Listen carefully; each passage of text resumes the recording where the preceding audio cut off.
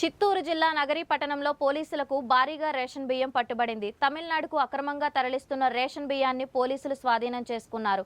సోమవారం రోజున నగరి తిరుత్తని బైపాస్ రోడ్లో రెవెన్యూ మరియు పోలీస్ శాఖల సంయుక్త తనిఖీల్లో ఈ బియ్యం పట్టుబడింది.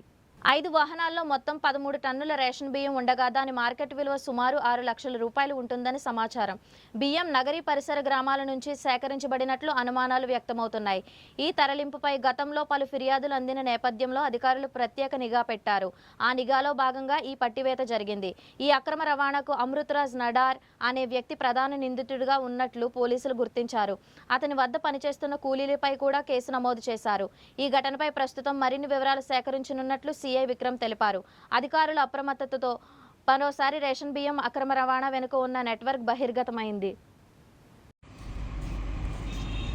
నగరి పోలీస్ స్టేషన్ పరిధిలో రేషన్ బియ్యం అక్రమ రవాణా మీద చిత్తూరు జిల్లా గౌరవ ఎస్పీ గారు మణికంఠ చంద్రోలు ఐపీఎస్ గారి ఆదేశాల మేరకు నగరి డిఎస్పీ గారు గౌరవ అజీజ్ డిఎస్పీ గారు యొక్క పర్యవేక్షణలో వారి ఆధ్వర్యంలో రేషన్ అక్రమ రవాణా పైన ప్రత్యేక చర్యలు తీసుకోవడం జరిగింది. అందులో భాగంగా మాకు రాబడిన సమాచారం మేరకు మేము అదేవిధంగా రెవెన్యూ డిపార్ట్మెంట్ నుంచి డిప్యూటీ తహసీల్దార్ గారు వారి సిబ్బంది అందరూ కూడా తిరుత్తని బైపాస్ రోడ్లో ఉన్నటువంటి కీలపట్టు సమీపంలో జాయ్ హోటల్కు ఆనుకున్నటువంటి ఒక ప్లేస్లో రేషన్ బియ్యం అక్రమ రవాణా చేస్తున్నట్టు గుర్తించడం జరిగింది. సో మేము వెళ్ళి పరిశీలించగా 4 చిన్న వాహనాలు అదేవిధంగా ఒక పెద్ద వెహికల్ ఈచర్ వెహికల్ ఉంది. అందులో కొంతమంది పారిపోయినారు.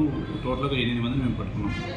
సో వాళ్ళు పుత్తూరు, నారాయణవనం, ఇచ్చాటూరు అదేవిధంగా నగరి చుట్టుపక్కల ప్రాంతాల్లో రేషన్ బియ్యాన్ని సేకరించి ఈచర్ పెద్ద వెహికల్లో లోడ్ చేసి కర్ణాటక, తమిళనాడుకి అదేవిధంగా నెల్లూరు కూడా పంపించినట్లుగా గుర్తించడం జరిగింది. సో ఇందులో ప్రధానంగా అమృతరాజ్ నాటార్ ఏలియాస్ టీఆర్ఎస్ అనే వ్యక్తి వారి అనుచరులు వాళ్ళతో ఉన్నట్టు వర్క్ చేస్తున్న అనుచరుల మీద కేసు నమోదు చేయడం జరిగింది.